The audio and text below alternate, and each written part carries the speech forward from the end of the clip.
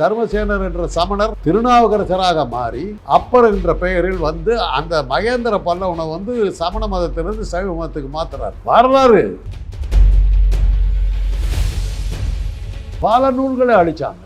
பல தமிழ் நூல்களை அழிச்சுதான் வந்தான். பல ஓலைச்சுவடிகளை அழிச்சது. களப்பிரர்களுடைய வரலாறு நமக்கு தெரியாம போனதுக்கு காரணம் திருஞான. இவனுடைய தலைமையில் அந்த படை எடுத்துக்கிட்டு போய் பௌத்த மத சின்னங்களை எல்லாம் அழிச்சு ஆயிரக்கணக்கான மக்களை நெருப்பு வச்சு கொடுத்து தீவிரத்தெல்லாம் மக்கள் வன்முறையில் வந்ததுதான் இந்து. ஆக ஒரு சமணர் கோயில் சட்டையப்பர் பேர்ல சிவன் கோயில் அம்மா, அதேதான் திருவண்ணாமலை. இந்த நாடு என்னைக்குமே இந்து மதத்துக்கு சம்பந்தம் இல்லாத நாடு. இந்த ஆரிய வந்தேர்களுக்கு வந்து உட்காந்தானுங்க, இவனுங்க யாகம் வளர்த்திக்கிட்டு இருந்தானுங்க. புத்தர் சொன்னார் யாகம் வளர்த்தினா தொலைச்சு விடுவேன், பயந்துட்டானுங்க.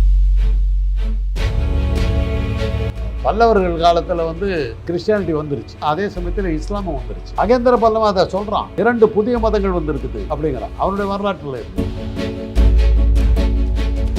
வன்முறையில் வந்த ஒரு மதம் உலகத்தில் ஒன்று உண்டு என்றால் அது இன்னைக்கு. ஆனா விவேகானந்தர் ஆக்குறது யார் தெரியுமா? விவேகானந்தருடைய உண்மையான பேர் என்ன தெரியுமில்ல? சாய்பாபா தெரிஞ்ச அளவுக்கு விவேகானந்தர் தெரியாது. விவேகானந்தர் வந்து வழிபடுற யாரும் கிடையாது. சாய்பாபாவை கடவுளா வழிபடுறார். அந்த அளவுக்கு அவர் பிரச்சனை.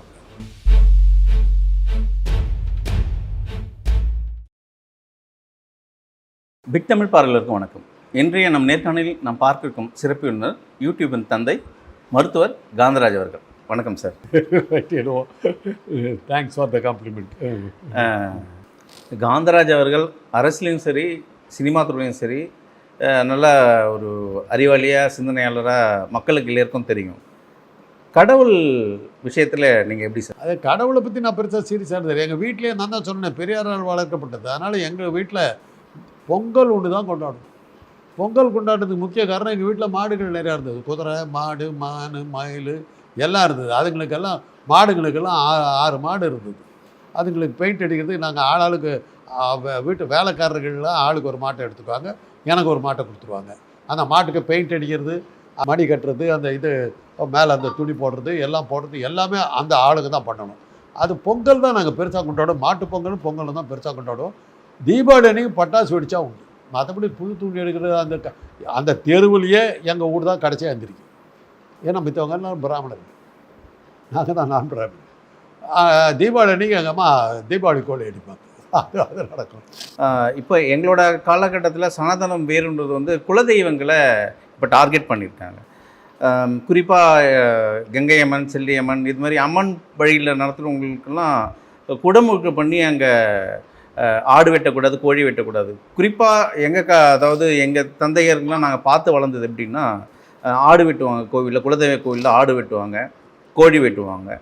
ஆனால் இப்போது நாங்கள் பார்க்குறது வந்து அப்படியே மாறாக இருக்குது. அங்கே எதுவும் வெட்டக்கூடாது, ஏன்னா இங்கே குடமுழுக்கு பண்ணிட்டாங்க, இந்த கோவிலில் வந்து குடமுழுக்கு பண்ணிட்டாங்க அப்படின்ட்டு பிராமணர்கள் வந்து அங்கே இப்போது சூழ்ந்துருக்காங்க. உங்கள் காலகட்டத்தில் எப்படி சார் இருந்தது? அந்த அவங்களோட வழிமுறைகளும் சரி, தமிழ்நாட்டோட பாரம்பரியம் சரி, எப்படி உள்ள நுழைஞ்சது? நீங்கள் இது எப்போ நடந்தது? இது வெட்டக்கூடாதுன்னு எப்போ சொன்னாங்க? இப்போ எங்கள் வீட்டு பக்கத்துலேயே ஒரு கோவில் இருக்குது. இப்போ அங்கே கங்கை அம்மன், நான் சின்ன வயசுலேருந்து சென்னையில் சின்ன வயசுலேருந்தே நான் பார்த்த உடனே அங்கே ஆடு வெட்டுவாங்க, கோழி வெட்டுவாங்க. ஆனால் இப்போ வந்து அது வெட்டுறதுக்கான இது கிடையாது, மக்கள் மத்தியில் மாறிடுச்சு. அங்கே என்னுடைய குலதெய்வத்துக்கு இப்போ ஒரு 6 மாதத்துக்கு முன்னாடி தான் ஆடு வெட்டி சாராயம் காய்ச்சி எல்லாம் பண்ணாங்க. நான் 20,000 ரூபா கொடுத்தேன். ஒரு ஆட்டுக்கு 10,000 வாங்கினாங்க, சாராயத்துக்கு 10,000 வாங்கினாங்க. அப்புறம் ஒரு தேர் ஓட்டுறதுன்னு சொல்லி ஒரு 5,000 25,000 ரூபா கொடுத்தேன். இன்றைக்கே நடந்தது. நான் போகிறதில்லை, அந்த குலதெய்வத்துக்கு வந்து வாங்கிட்டு போடுவேன். பரமத்தி வேலூர், நாமக்கல் பக்கத்தில் இருக்கிற பரமத்தி, அதில் இருக்கிற அங்காள பரமேஸ்வரர் தான் என்னுடைய குலதெய்வம். அங்காள மேம்பாங்க, நாங்கள் அங்காள பரமேஸ்வரர், அதுதான் எங்களுடைய குலதெய்வம். எங்கள் பங்காளிங்க பூரா வந்துடுவோம். பங்காளிங்க அத்தனை பேரும் வந்துடுவோம். அத்தனை பேர் ஆடு வெட்டி ஆளாளுக்கு ஒரு ஆடு கொடுப்போம். சாராயம் காவிரியில் தண்ணி இருக்குதோ இல்லை, இந்த சாராயம் ஆறாக ஓடும். ஒரு 2 கிலோமீட்டரில் காவிரி ஆறு. அப்படியே போய் அங்கே குளிச்சுட்டு அப்படியே சுட்ட இங்கே வந்து ஆடை வெட்டிட்டு இது பண்ணிவிட்டு எல்லாம் பூஜை எல்லாம் முடிச்சுட்டு அப்படியே அந்த பூஜை முடியும் போது ஆடு வெட்டுவாங்க. ஆடு வெட்டி யார் யாருக்கு எவ்வளோன்னு அந்த பங்கெல்லாம் போட்டு கொடுத்துட்டு இது பண்ணுவாங்க. அங்கேயே சொல்லிட்டோம்னா நம்ம சமைச்சு கொடுத்துருவாங்க. அந்த சாராய டின்னு ஒன்று கொடுத்துருவாங்க. எவ்வளோ கொடுத்தோமோ அதுக்கு தகுந்த அளவுக்கு நமக்கு சாராயம்லாம் கொடுத்துருவாங்க. ஊரே வந்து கூட்டி இப்போ 6 மாதத்துக்கு முன்னாடி அழகி அதெல்லாம் நீங்கள் அதுக்கு இந்து மதத்துக்கு என்னங்க சம்பந்தம்? இந்து மதத்தில் எங்கே இருக்குது சனாதனத்துக்கும்? இப்போ தமிழ்நாடை பொறுத்தவரை ஹிந்து டெம்பிள்ஸ் அப்படின்னு சொல்கிறாங்க. இதுக்கு முன்னாடி அந்த கோவில்கள்லாம் என்னவா இருந்தது? அந்த கோயில்கள் தான் அங்கே இருந்தது. எங்கேயாவது ராமனுக்கு கோயில் இருக்குதா இங்கே தமிழ்நாட்டில்? இல்லை கிருஷ்ணனுக்கு கோயில் இருக்குதா? ஆஞ்சநேயர் சன்னிதியில் ராமனுக்கு ஒரு இடத்த கொடுத்துருப்பாங்க, கிருஷ்ணனுக்கு அது கூட கிடையாது. நான் தான் சொன்னேன், ஒரு தடவை சொன்னேன், கண்ணதாசன் வந்து தன் பேரில் கண்ணதாசன் இருக்கிறதுனால கண்ணன் கோயிலில் வந்து சென்னையில் இருக்க கண்ணன் கோயிலில் எல்லோருக்கும் பூஜையெல்லாம் நடத்தி அன்னதானம் செய்வேன்ட்டார். தேடி பார்த்தா கண்ணன் கோயிலே காணும். அப்புறம் எப்படியோ ஒரு வழியாக டி நகரில் சிவா பார்வதி கோயிலுக்கு பக்கத்தில் சிவாராம பார்வதி என்னமோ ஒரு கோயில், சிவா விஷ்ணு, அந்த கோயிலுக்கு பக்கத்தில் ஒரு கிருஷ்ணன் கோயிலை கண்டுபிடிச்சி அங்கே நடத்துறாரு. கிருஷ்ணனுக்கும் ராமனுக்கும் நம்ம கோயிலே கிடையாதுங்க. பேர் தான் ராமகிருஷ்ணா அது இதுன்னு வச்சுக்கிறோமே ஒழிய நம்ம அவங்கள கும்பிடுறதே கிடையாது. நீங்கள் எத்தனை பேர்த்துக்கு வந்து பார்த்தார்த்தி கோயில், மெட்ராஸ் பார்த்தார்த்தி கோயில் குலதெய்வம் கேட்டு பாருங்கள். கபாலி கோயில் எத்தனை பேர் கேட்டு பாருங்கள், யாருக்குமே இருக்காது. அதுக்கு பக்கத்துலேயே கோலை விளியம்மன் இருக்கும், அதுதான் குலதெய்வமாக இருக்கும். நமக்கு இந்த மதத்துக்கு சம்மந்தமே கிடையாதுங்க. அதை தான் நான் கேட்குறேன். அப்போ அப்படி இருக்க பட்சத்தில் ஹிந்து ஐடியாலஜி எப்படி தமிழ்நாட்டில் ஹிந்து ஐடியாலஜிக்கும் தமிழ்நாட்டுக்கும் சம்மந்தமே கிடையாதுங்க. அப்போ இவ்வளோ பிராமணர்கள் இவ்வளோ கோவிலில் அவன் நம்மளை வந்து அது கருமாரியம்மன் கோயில் என்னவா இருந்தது தெரியுமா? நடைபாதை கோயில். அது இவ்வளோதான், இந்த டேபிள் உயரத்துக்கு ஒரு இது இருக்கும், இவ்வளோ இருக்கும். அதில் அந்த நடைபாதை கோயில் நான் போயிருக்கிறேன். என் மாமனார் கூப்பிட்டு போவார், கல்யாணம் ஆன புதுசில் கூப்பிட்டு போகிறாரு. நான் போன அன்னைக்கு தான் கருமாரியமாக என்னை காலை வரி விட்டுச்சுங்கிறதுக்கு இது ஒரு இது. எனக்கு முன்னாடி என் மனைவி நிற்கிறாங்க, நான் பின்னாடி நிற்கிறேன், என் மாமனார் பின்னாடி நிற்கிறாரு. எனக்கு முன்னாடி என் மனைவிக்கு முன்னாடி நிற்கிறவங்க வந்து மாலத்திங்கிற நடிகை. அந்த மாலத்தி பின்னாடி சிவந்தி ஆயத்தனை கல்யாணம் பண்ணிக்கிட்டாங்க.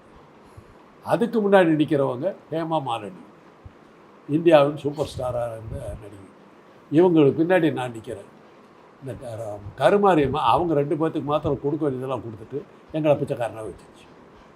அதே சமயம் நானும் தான் கூப்பிட்டேன், என்ன இன்னும் கொண்டு போடுவேன், நான் அப்படியே இருந்தேன். அந்த மாதிரி இருந்த கோயிலை சிவந்தி வந்து மாலத்தியை கல்யாணம் பண்ணிட்ட பிறகு கருமாரியம்மன் அருளால் தான் அந்த கல்யாணம் ஆச்சுன்னு உடனே இந்த நடமாத கோயிலாக இருந்ததுக்கு அவர் கோபுரமெல்லாம் கட்டி கொடுத்து பெருசான உடனே பரம்பரை பூசாரிகள் பார்த்துக்கிட்டு இருந்த கோயிலேருந்து பரம்பரை பூசாரிகளை தோர்த்திவிட்டு அப்போ இந்த 3% காரணம் உள்ள நடத்தாங்க. எங்கே உண்டியல் வச்சு ஆடு வசூல் வருதோ அங்கே அவன் வந்துடுவான். மற்ற ஊருக்கெல்லாம் வரவே மாட்டான். எங்கள் இப்போ வந்து பரமத்தி கோயிலில் வந்து நாங்கள் இது பண்ணல, இன்றைக்கும் பரம்பரை பூசாரிங்க தான் இருக்கு. வசூல் வருதுன்னு தெரிஞ்சால் உள்ள வந்துடும். உண்டியல் வைங்க, அடுத்த நிமிஷம் சார் வந்து க்ளீனாக வந்துடுவார். ஆஸ் ஏ சீனியர் சிட்டிசன் நான் உங்ககிட்ட ஒரு கேள்வி வைக்கிறேன். மக்கள் மத்தியிலும் சரி, சிந்தனையாளர்கள் மத்தியிலும் சரி, பரவலாக பேசப்படுற ஒரு விஷயம் வந்து தமிழ்நாடுன்னா அந்த புத்திசம் அப்படி தான் காலோன்றி இருந்தது. இந்த புத்திசத்தை கொஞ்சம் கொஞ்சமாக அழிச்சிட்டு இந்து கடவுளாக மாற்றி சித்தரிச்சிட்டாங்க பிராமணர்கள் அப்படின்ற ஒரு வதந்தி இருக்குது. இதை நீங்கள் எப்படி பார்க்குறீங்க? வதந்தி எல்லாம் இல்லைங்க. சங்க இலக்கியம்லாம் என்ன? பௌத்த சமண இலக்கியங்கள். சிலப்பதிகாரம் வந்து இளங்கோவடிகள் பௌத்தர், மணிமேகலை எழுதின சீத்தலை சாத்தனார் பௌத்தர், சிவக சிந்தாமணி எழுதின இவருக்கு திருத்தக்க தேவர் வந்து சமணர், வளையாபதி எழுதினவர் வந்து சமணர், குண்டலகேசி எழுதினவர் சமணர், வள்ளுவரே சமணர் தான். அதில் க்ளீனாக இருக்குது. தாமரைங்கிறாங்களே, சமணர்களுடைய இதுங்க, அது சின்னங்க.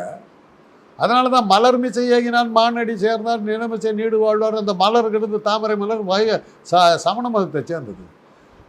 மகேந்திர பல்லவன் வந்து சமணனாக இருந்த மகேந்திர பல்லவனை தர்மசேனராக இருந்த தர்மசேனர் என்ற சமணர் திருநாவுக்கரசராக மாறி அப்பர் என்ற பெயரில் வந்து அந்த மகேந்திர பல்லவனை வந்து சமண மதத்திலிருந்து சைவ மதத்துக்கு மாற்றுறார். அப்போ இது உண்மை வரலாறு. அப்படி மாற்றின உடனே தான் காஞ்சிபுரத்தில் வந்து பௌத்த பல்கலைக்கழகம் இருக்குது. காஞ்சி பல்கலைக்கழகம் 2 பல்கலைக்கழகம், ஒன்று நாலந்தா, இன்னொன்று வந்து காஞ்சி. 2 பௌத்த பல்கலைக்கழகம். இந்த சீனர்களும் கிழக்காசியாவை சேர்ந்தவர்களும் பௌத்தர்களாக இருந்தவங்கெல்லாம் இங்கே வந்துக்கிட்டு இருந்தாங்க. இந்த 2 ஊருக்கும் வந்துக்கிட்டு இருந்தாங்க. நலந்தாவுக்கு வந்துட்டு, காசியில் இருக்கிற சாரநாத்துக்கு வந்துட்டு, அது இப்போ வந்து வாரணாசி ஆச்சு. சாரநாத்துக்கு வந்துட்டு சாரநாத்திலேருந்து காஞ்சிக்கு வந்துட்டு இது பண்ணிட்டு திரும்பி போவாங்க. அப்படி வந்தவர்கிட்ட ஒருத்தர் தான் மார்க்கோ போலவர்கள் போன்றவர்களும் அப்படியே அவங்களாம் எழுதுனாங்க அதை. அந்த சமணனாக இருந்த மகேந்திர பல்லவனை இந்த தர்மசேனராக இருந்த திருநாவுக்கரசராக மாறிய அந்த அப்பர் வந்து சைவனாக மாற்றுறார். புலிகேசி தான் பக்கத்து நாட்டில் இருக்கிறான். ஒரு பௌத்த மதத்தை அழிச்சிருவானுக்கு போட்டிருக்கே இந்த புது மதத்தை கொண்டு உள்ளே விடுறாங்களேன்ற கோவத்தில் தான் அவன் படையெடுத்து வர்றான். படையெடுத்துட்டு வந்துட்டாக்கா புலிகேசியினுடைய படையை இவனால் சமாளிக்க முடியல. ஏறத்தாழ தோற்று போகிறான் மகேந்திர பல்லவன். தோற்று போன போது அவன் ஏன்னா புலிகேசி என்ன சொல்கிறான், ஒன்றை ஜெயிக்கிறதுக்காக நான் வரல, இங்கே வந்து சமணத்தை விட்டு பௌத்தத்தையும் ஒழிச்சிட்டு ஏதோ ஒரு புது மதம் வந்துருக்கு, அதை கொண்டு வரதுக்கு நான் அனுமதிக்க மாட்டேங்க. அப்போ அவன் சத்தியம் பண்ணுறான், எந்த காரணத்தை மட்டும் நான் இங்கே வந்து இதை வந்து அந்த சைவ மதத்தை உள்ளே கொண்டு வர மாட்டேன் அப்படின்னு சொல்லி வாக்கு கொடுத்தவொடனே அவன் திரும்பி போயிடுறான். அந்த இதுதான் அதுக்கப்புறம் தான் இவன் திரும்பி போனதுக்கப்புறம் தான் பழி வாங்குறதுக்கு தான் நரசிம்ம பல்லவன் போய் அந்த ஊரையே எரிக்கிறான். அந்த ஊரையே எரிக்கிற அந்த ஊர் வாதாபிங்கிறது வந்து மாமல்லபுரத்தை போல் ஒரு அற்புதமான ஒரு கலை சிற்பங்கள் நிறைந்த ஒரு நகரம். வாதாபி மாதிரி ஒரு நகரமே இருக்காதுன்னுவாங்க. அந்த அளவுக்கு செழிப்பான ஒரு பௌத்த மத தலைநகரம் அது. அந்த ஊர் நரசிம்ம பல்லவனுடைய தளபதி யாருன்னாக்கா பரஞ்சோதின்னு பேர். அந்த பரஞ்சோதி தீவிரமான சைவர். இவனுடைய தலைமையில் அந்த படை எடுத்துக்கிட்டு போய் பௌத்த மத சின்னங்களையெல்லாம் அழித்து நெருப்பு வச்சு கொளுத்தி மக்கள் ஆயிரக்கணக்கான மக்களை நெருப்பு வச்சு கொளுத்தி இவருக்கெல்லாம் கொள்கிறோம். வன்முறையில் வந்தது தான் இந்து மதம். இந்து மதம் சனாதன மதம் உள்ளே வந்ததே தீவிரவாதத்தில் வந்ததுக்கு இது சரித்திர ஆதாரம். இதை மறைக்கிறதுக்கு தான் கல்கி ஒரு கதை எழுதினார், சிவகாமியின் சபதம். சிவகாமிங்கிற போட்ட சபதத்தினால இதை செஞ்சான்னார். எதை மறைக்கிறதுக்குன்னா சனாதனத்தினுடைய தீவிரவாதத்தை மறைக்கிறதுக்கு ஒரு பொண்ணு மேலே கதையை போட்டார். அந்த அந்த சிவகாமியினுடைய மறு உருவம் தான் பொன்னியின் செல்வன் நந்தினின்னு வந்தது. ஏன்னா 3 பார்ப்பனர்கள் சேர்ந்து ஆதித்த கரிகாலனை கொள்கிறாங்க. அந்த பார்ப்பனர்கள் கொண்டதுக்கு அந்த பாப்பா மேலே வந்து இப்போ கெட்ட பேர் வந்துடக்கூடாதுங்கிறதுக்காக நந்தினி ஒரு கேரக்டரை உருவாக்கி அவளுக்கு பழி வாங்கிறதுக்காக தான் அந்த பார்ப்பன கொலையை மறைச்சி அந்த சரித்திரத்தை முடப்பார். அதே சமயத்தில் அவர் வந்து தமிழ் வரலாற்றுக்கு அவர் கொடுத்த இடம் மாதிரி யாருக்கு இது ஒரு குறையாக இருந்தாலும் கூட அவர் செஞ்ச சேவை மகத்தானது. இது நீங்கள் போய் பார்த்தீங்கன்னா மகாபலிபுரத்தில் புலிகேசி படையெடுத்து வர்றாங்கிறதுக்கான அடையாளமே என்னன்னு பார்த்தீங்கன்னா கோவர்த்தனகிரி வச்சுருப்பாங்க. மழை கடுமையாக பெய்யுது, அந்த மலையில் ஊரே வெள்ளத்தில் முடிகிற மாதிரி இருக்குது. அப்போ வந்து கிருஷ்ண பரமாத்மாவை வந்து அந்த மலையை பிடிச்சி எல்லாத்தையும் அடியில் வச்சு காப்பாற்றுறது தான் கோவர்த்தனகிரி. அது இருக்கும் அந்த சிற்பங்கள். இன்னொரு இடத்துல வந்து அர்ஜுனுடைய தபசுங்கிறாங்க. அது ஆக்சுவலாக வந்து சாகர சங்கரங்கிற சமண மன்னர்களுடைய கதை. இவங்க வந்து அதை அர்ஜுன தபசுன்னு பண்ணாங்க. அதில் நீங்கள் பார்த்தீங்கன்னா சிவபெருமானை வணங்கி பாசுபதாஸ்திரத்தை வாங்கி இவனை எவரோ ஒரு அசுரனை கொல்றதுக்கு நான் இது பண்ணேன். இந்த கதையெல்லாம் நீங்கள் பார்த்தீங்கன்னா புலிகேசி வரான், நீ பயந்துக்காத, எப்படி கோவர்த்தனகிரியை வச்சு கடுமலையிலேருந்து மக்களையெல்லாம் காப்பாற்றினா கிருஷ்ணன் காப்பாற்றினா அது மாதிரி உன்னை நான் காப்பாற்றுவேன், பயப்படாதே அப்படின்னு சொல்லி நான் மகேந்திர பல்லவனும் நரசிம்ம பல்லவனும் கொடுத்த வாக்குறுதி அது. அதே தான் சிவபெருமானுக்கிட்டேயாவது போய் நான் அஸ்திரத்தை வாங்கிட்டு வந்து அந்த புலிகேசியை நான் இது பண்ணுவேன். அது மாதிரி மக்களுக்கு வந்து தைரியம் கொடுக்கறதுக்காக உருவானது தான் மகாபலி. இது வரலாறு. இப்படி இருக்கிற ஊரில் எங்கே இருந்தது உங்களுக்கு இந்து மதம்? சங்க இலக்கியங்கள் இருக்கும்போது பௌத்தர்களால் ஒரு ஆமாம், பௌத்த காப்பியங்கள், இது சமண காப்பியங்கள் அத்தனையுமே பின்னாடி 17ஆம் நூற்றாண்டில் தாங்க பக்தி இலக்கியமே வருது. அப்போ தமிழில் தான் பெரிய புராணம் அன்னைக்கு தான் வருது, 12 திருமுறைகள் அன்னைக்கு தான் வருது. அந்த சைவ சமய குறவர்கள் 4 வருன்றாங்களே, அப்பர், சுந்தரர், மாணிக்க வாசகர், திருஞான சம்பந்தர், அவங்க தாங்க இதை கொண்டு வர்றாங்க. அந்த புலிகேசி கும்பிட்டுக்கிட்டு இருந்த அந்த ஐராவதங்கிற யானை தாங்க உங்களுக்கு வந்து விநாயகராக வந்து உட்காந்துருக்குது. இவங்களால் ஒன்றும் பண்ண முடியல. அப்போ படிப்பறிவில் சிறந்தவங்க தமிழர்கள் தான் முதல். ஆமாம், அதெல்லாம் நம்ம கிளைம் பண்ண முடியாது. படிப்பறிவை சேர்ந்தவங்க நம்மளோட மற்றவங்களாம் மற்றவங்களாம் சொல்ல முடியாது. படிப்பறிவு இருந்தவர்கள் நாம். அன்னைக்கு வந்து ஆரிய நாடே இல்லை. நான் சொல்லும்போது நீங்கள் கவனிச்சிருப்பீங்க, நலந்தா, சாரநாத், காஞ்சி 3 பௌத்த இடங்கள். அசோகனுடைய காலத்தில் சாரநாத் ஒரு பெரிய கேபிட்டல். அசோக ஸ்தூபி, நம்ம ஸ்தூபியை வச்சுருக்கோமே, அந்த ஸ்தூபியை சாரநாத்தில் தான் இருக்குது. அதையெல்லாம் உடச்சி போட்டுட்டு அந்த இடத்த வந்து சைவ இதாக மாற்றினானுங்க. இந்துக்களுடைய புனித ஸ்தலம் பண்ணார். 10வது மைலில் இருக்குது சாரணர். பௌத்த மதத்தை அழிச்சானுங்க, இங்கே அழிச்சிக்கிட்டே வந்தானுங்க. அது வேறு எங்கேயோ போயிடுச்சு. கடைசியில் இந்து மதம் சுருங்கி சுருங்கி சுருங்கி சுருங்கி கடைசியில் பார்த்தா மோடி ஜெயிக்கிற இடத்துல மாத்திரம் வேற எங்கேயும் இல்லை. எப்படி முன்னோர்கள் வந்து எப்படி இந்த புத்த மதத்தை மறந்தாங்க? இது மாதிரி மன்னன் அப்படி குடிகள். மன்னன் உயிர்த்தே மலர்தலை உலகம்ங்கிறான். மன்னர்கள் மாறினான். இவன் மகேந்திர பல்லவன் மாறினோன்னு அந்த மக்கள்லாம் அப்படியே மாறினாங்க. அப்படி தான் வந்து சோழர்கள் வந்து பின்னாடி அந்த சைவ சமயத்தை பெருசாக அதில் கூட நீங்கள் பார்த்தீங்கன்னா ராஜராஜ சோழனுடைய இதுக்கு போனீங்கன்னா பிரகதீஸ்வரர் கோயில் பெரிய கோயிலுக்கு போனீங்கன்னா அந்த கர்ப்பகிரகத்துக்கு போகிறதுக்காக இடது பக்கத்தில் ஒரு வாசல் இருக்கும். அந்த வாசலில் நீங்கள் ஏறுனீங்கன்னா அந்த வாசல் தளத்தில் பௌத்த மத சின்னங்கள், புத்தர் போதி மரத்தில் உட்காந்துருக்கு அந்த சிற்பங்கள்லாம் இருக்கும். பௌத்த மதத்தை அவன் ஆதரிச்சாங்கிறதுக்கு அது ஒரு அடையாளம். பௌத்தர்களால் தான் அவன் காப்பாற்றப்படுறான். உடம்பு சரியில்லாம் படுத்தும் போது காப்பாற்றப்படுறான். இளம்பிரயத்தில் அவன் பௌத்தர்களால் தான் சூடாமணி விகாரத்தில் நாகப்பட்டினங்கிறது வந்து பௌத்த மடங்கள் இருந்த இடம். மணிமேகலை வந்து பௌத்த மதத்தை இது பண்ணுவோம். அவள் நீங்கள் போனீங்கன்னா பூம்புகார் போனீங்கன்னா அந்த சம்பாபதி ஆலயம்னு ஒன்று இருக்கும். அங்கே வந்து ஒரு இது சிற்பம் இருக்கும். பௌத்த மத சின்னங்கள். பௌத்த மதம் இன்னும் சொல்ல போனீங்கன்னா சமணருடைய இது வந்து பார்த்தீங்கன்னாக்கா சீர்காழியில் போனீங்கன்னா சட்டையப்பர் கோயில்னு ஒன்று இருக்குது. சுத்தமான சமணர் கோயில். இவருடைய கோமதீஸ்வரருடைய சிலை வந்து மேலே இருக்கும். கீழே வந்து சோழர் காலத்துக்கு சிலை இது லிங்கம். நடுமதியில் வந்து ஒரு ஸ்டெப்பு மேலே போனீங்கன்னா பல்லவர் காலத்து சோமாஸ்கந்தர் சிவனும் பார்வதியும் இருக்கிற அந்த சிலை. ஏன்னா சோழர் காலத்தில் வந்து இந்த பல்லவர் காலத்தில் வந்து சிவனை அப்படி தான் வணங்கினாங்க. அதுக்கு மேலே ஏறி போனீங்கன்னா உடம்புல துணி இல்லாமல் நிற்கிற கோமதீஸ்வரர் சிலை. அந்த சிலையை எடுத்து மேலே ஒழிச்சு வச்சுக்கிட்டு இவனுக்கு பின்னாடி வந்த பல்லவன் இதை கட்டியிருக்கான். அதுக்கு பின்னாடி வந்த சோழன் இதை கட்டிவிட்டான். ஆக ஒரு சமணர் கோயில் சட்டையப்பர் பேரில் சிவன் கோயிலாக மாறிச்சு.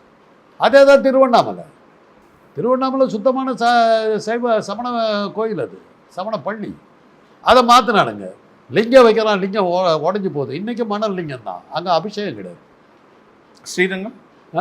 ஸ்ரீரங்கம் பௌத்த புத்தருடைய தங்க சிலையை உருக்கி திருமங்கை ஆழ்வார் அதை திருடி பௌத்த பிட்சு மாதிரி வேஷம் போட்டுக்கிட்டு போய் சீஃப் புத்திஸ்ட் அந்த தலைவர் அந்த புத்த சாமியாரை ஏமாற்றி அந்த சிலையை திருடிட்டு வந்து அதை உருக்கி தான் அந்த கோயிலை கட்டுறான். வரலாறு. காஞ்சிபுரத்துக்கு போங்க, எல்லாமே இப்போ சித்தன்னவாசல் கோயில் எல்லாமே பாதிக்கு மேலே எல்லாமே வந்து பௌத்த மத சின்னங்கள் தான். காமாட்சி அம்மன் கோயில் என்ன பௌத்த மத சின்னம். பௌத்த காஞ்சி சமண காஞ்சின்றது தாங்க இவனுக்கு வந்து விஷ்ணு காஞ்சி சைவ காஞ்சின்னு மாற்றினாங்க. இந்த நாடு என்றைக்குமே இந்து மதத்துக்கு சம்மந்தம் இல்லாத நாடு. இந்த ஆரிய வந்தேர்கள் இங்கே வந்து உட்காந்தானுங்க, இவனுக்கு யாகம் வளர்த்திக்கிட்டு இருந்தானுங்க. புத்தர் சொன்னார் யாகம் வளர்த்தினா தொலைச்சி விடுவேன்னார். பயந்து தான் யாகத்தை விட்டான். அப்போது என்ன பண்ணான்னா பசுமாட்டை வெட்டி சாப்பிட்டுக்கிட்டு இருந்தோம் பார்ப்பான். இல்லை, இந்த யாகத்துக்கு நான் பின்னாடி வரேன். இப்போ நீங்கள் இந்த கோவிலெல்லாம் மாறுதல் நிறைய மாறுபட்ட சிலைகளெல்லாம் மாற்றிருக்காங்கன்னு சொல்கிறீங்க. மக்கள் மத்தியில் இன்னொரு கோவிலும் விவாதத்தில் இருக்குது. திருப்பதி பெருமாள் கோவில் விவாதத்தில் இருக்குது.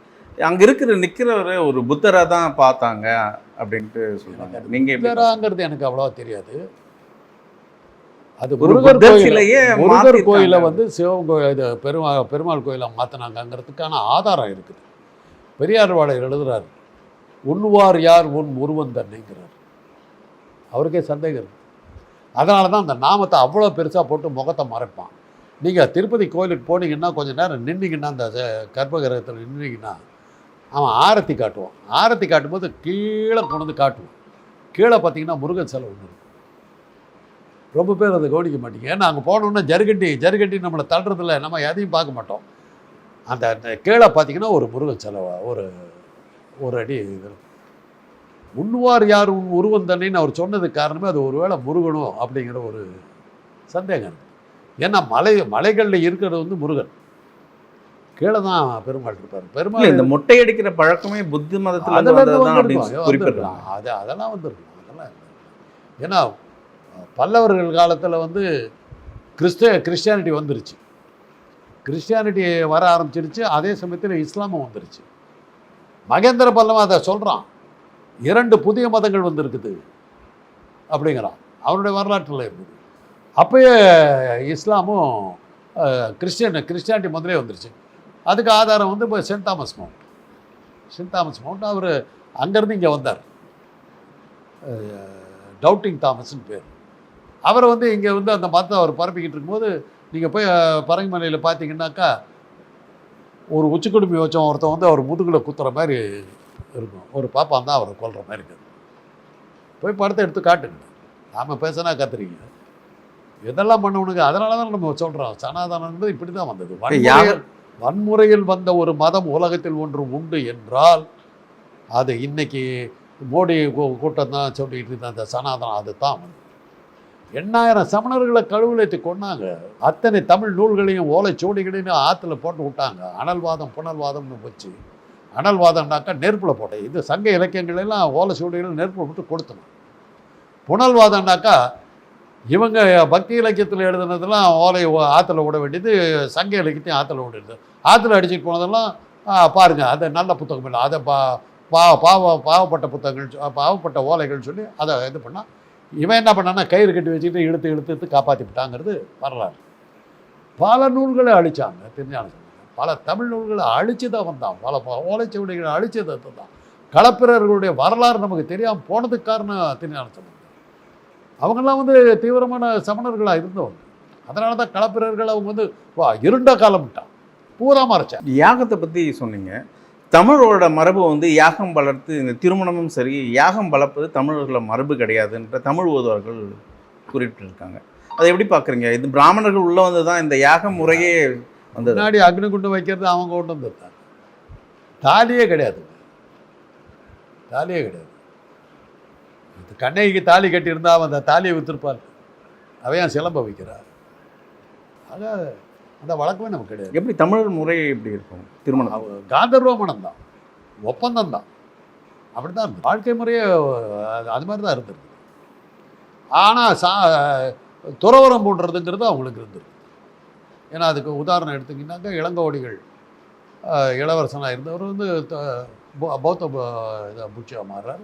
மணிமேகலை இதை இல்லறதுக்கு நான் வரமாட்டேன்னு சொல்லி இதை துறவரம் போன்றதெல்லாம் அதெல்லாம் காலகாலமாக இருக்குது. அதே மாதிரி குண்டலகேசிலையும் அதெல்லாம் இருக்குது. ஒரு 10 பாட்டு தான் கிடைச்சிருந்தாலும் அதில் வந்து இந்த கதைகள்லாம் இருக்குது. இப்போது எல்லா மதத்துக்கும் கடவுள் தூதர்னு ஒருத்தர் இருக்காங்க. கிறிஸ்துவத்துலேயும் சரி, முஸ்லீம் இஸ்லாமியத்திலும் சரி, இந்துத்துவனும் சரி. இங்கே தனித்து ஒரு ஆளுமை சாய்பாபான்ற ஒரு ஆளுமை.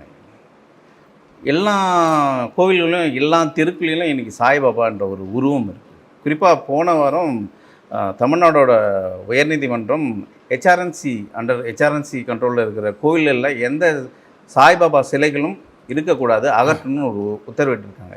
யார் இந்த சாய்பாபா? எப்படி தமிழ்நாட்டுக்கு உள்ளே வந்தார்? சாய்பாபா வந்து மகாராஷ்டிரா சேர்ந்தவர். அவர் ஒரு முஸ்லீமுக்கு பிறந்தவரும்பாங்க. ரொம்ப எளிமையான ஒரு வாழ்க்கை. ஒரு பெரிய இதெல்லாம் இல்லை அவருடைய வாழ்க்கையில். சம்பவங்கள்லாம் ரொம்ப குறைச்சல். ஆனால் சின்ன பையனாக இருக்கும்போது அற்புதங்கள் நிகழ்த்தினவர் அவருக்கு பேர் உண்டு. சமூக சேவைகள் நிறையா பண்ணியிருந்தார். பள்ளிக்கூடத்தில் படிக்காத அந்த ஒரு சிறுவனாக இருந்தபோது சமூக சேவைகள்லாம் பண்ணுறது, மக்களுக்கு ஹெல்ப் பண்ணுறது, அது மாதிரிலாம் நிறையா இருந்திருக்குது. அதே சமயத்தில் பல வரக்கூடிய சில விஷயங்கள்லாம் அவர் சொல்லியிருக்கார். இது பண்ணாத, அது மாதிரி மாறிக்க, அது மாதிரிலாம் சொல்லி ஒரு அதிசயமான மனிதராக அவர் மாறிட்டு வர்றார்.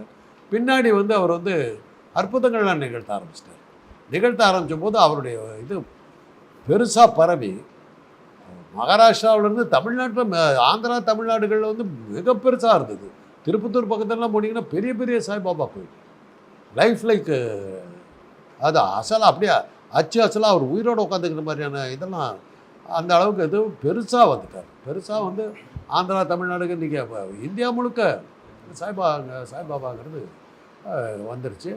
அது வந்து இந்துக்கள் வந்து அவர் வந்து இந்து மதத்தை வந்து அவர் இது பண்ணல, தன்னுடைய பக்தர்களாக தான் வச்சுக்கிட்டார். சாய் பக்தர்கள் அவ்வளோதான். அவங்க வந்து இந்துவாக இருக்கலாம், கிறிஸ்தவராக இருக்கலாங்கிற மாதிரி போயிடுச்சு. அதை வந்து எல்லா மதத்தினரும் ஏற்றுக்கிட்டாங்க. எப்படி நாகூர் தர்கா இருக்கிற மாதிரி, வேளாங்கண்ணி சர்ச் இருக்கிற மாதிரி எல்லாத்துக்கும் அவர் வந்து பொதுவாகிட்டார். விவேகானந்தர் அப்படி தான் பொதுவானவராக தான் மாறிட்டார். அந்த மாதிரி இவர் ஒரு பொதுவானவராக மாறினார்.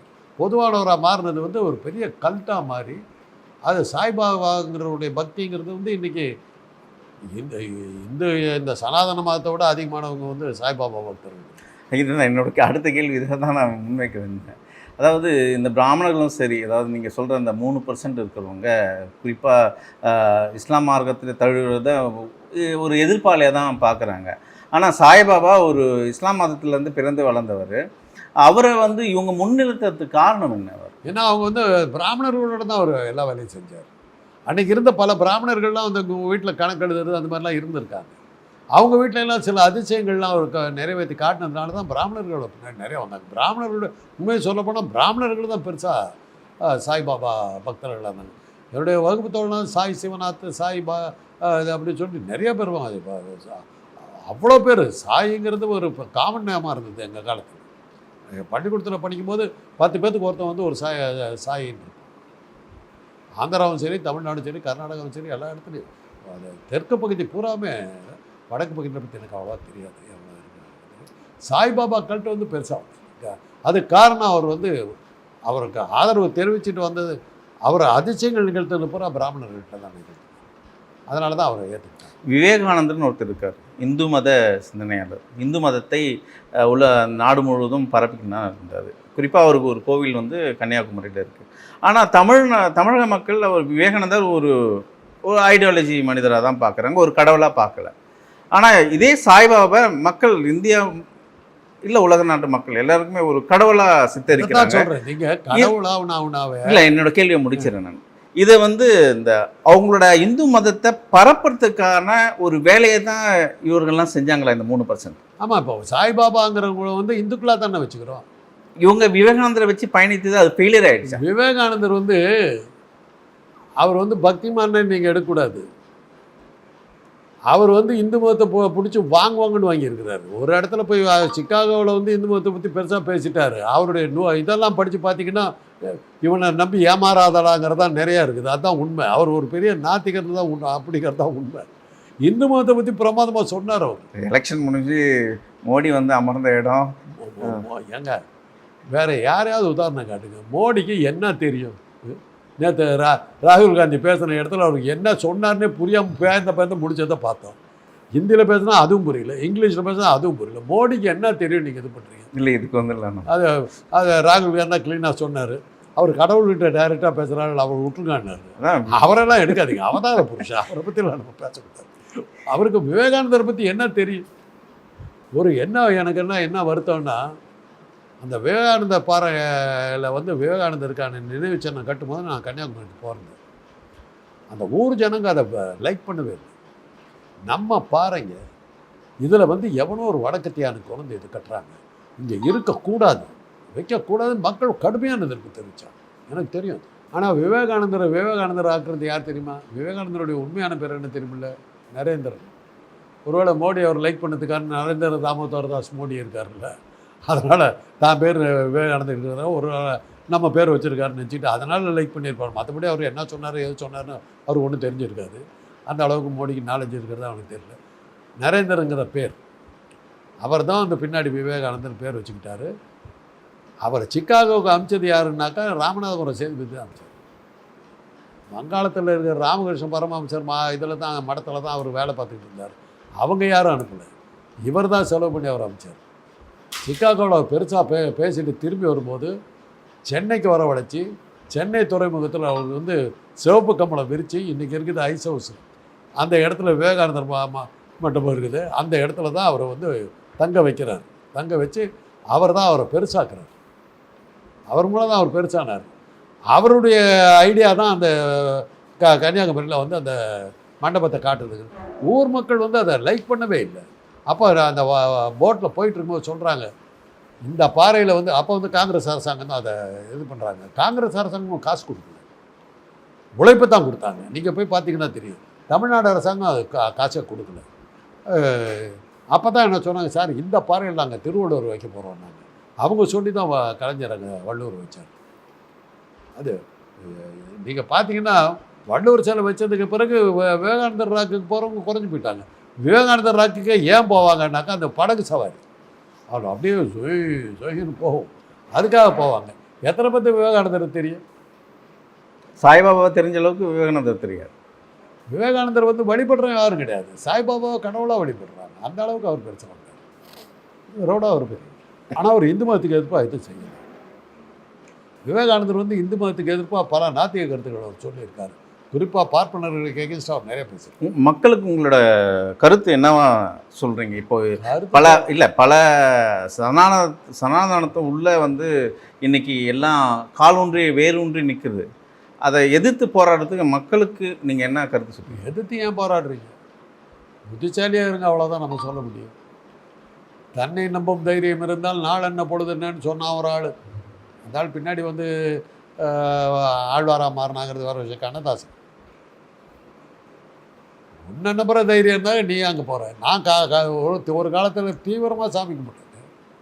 என்ன மாதிரி கும்பிட்றவனை பார்த்து இருக்க முடியாது. அந்த அளவுக்கு தீவிரமாக கும்பிடுவோம். பல ஸ்லோகங்கள் சொல்லுவேன். என்ன சொல்லி என் வாழ்க்கையில் ஒரு அங்கலம் மேலே வரல. நான் தான் சொன்னேன், கருமாரியம்மன் கோயிலுக்கு போகிறேன், முன்னாடி நின்று 2 பேர்த்த ஆல் இண்டியா ஸ்டார் ஆக்கிச்சு, என்ன பிச்சைக்கார வச்சு.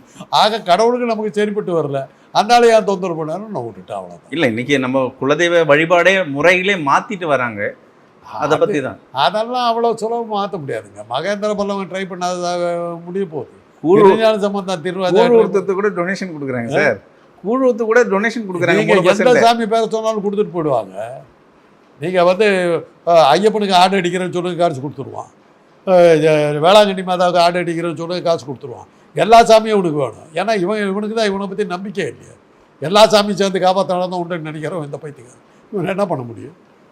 பல நாடுகளில் வந்து கடவுளை பற்றி நினைக்கிறவனே கிடையாது.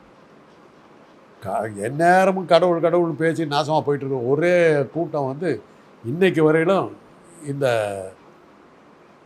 பாரத தேசம்னு சொல்கிற இந்த பாவப்பட்ட பூமி தான். இவ்வளோ கடவுளை வச்சுக்கிட்டு இருக்கிற இந்த பூமியில் தான் வேலை, வறுமை, பிச்சைக்காரன், இந்த மர்மச்சாவு, கள்ளச்சாராய சாவு, எல்லா வர்ற உலகத்தில் இருக்கிற அத்தனை வியாதி அத்தனையும் வந்து இங்கே தான் இருக்குது. இவ்வளோ கடவுளை என்ன பண்ணுதுங்கிறது தான் கேள்வி. எம்ஆர் ராதா கேட்டார், ஏண்டா ஒரு நாள் போய் சாமிக்கு மொட்டை அடிச்சுட்டு வந்துட்டாக்கா பணக்காரன் ஆகிடுவேன்னு நினைக்கிறிய? அவனுக்கே தினம் ஆரத்தி காட்டிட்டு பூஜை பண்ணி அவனுக்கு குளிப்பாட்டி எல்லா வேலையும் பண்ணுறான். அந்த ஐயர் ஏன்டா பிச்சையை எடுத்துக்கிட்டு இருக்கிறான். இன்றைக்கி வந்து ஒரு அர்ச்சகனாவது பணக்காரனாக இருக்காங்க. கோயில் நகையை கொள்ளடிக்கிறாங்க அர்ச்சகன், அப்பவும் கூட பணக்காரன். ஆக கடவுள் நம்மளுக்கு என்ன ஆகுங்கிறது அர்ச்சகரே உதாரணமாக இருக்கும்போது ஏன் வேஸ்ட் பண்ணிட்டு டைம்ங்கிறத நம்புறது நம்பாத உன் விஷயம். இதுக்காக டைம் வேஸ்ட் பண்ணாத, உன் வேலையை பாரு. நன்றி சார்.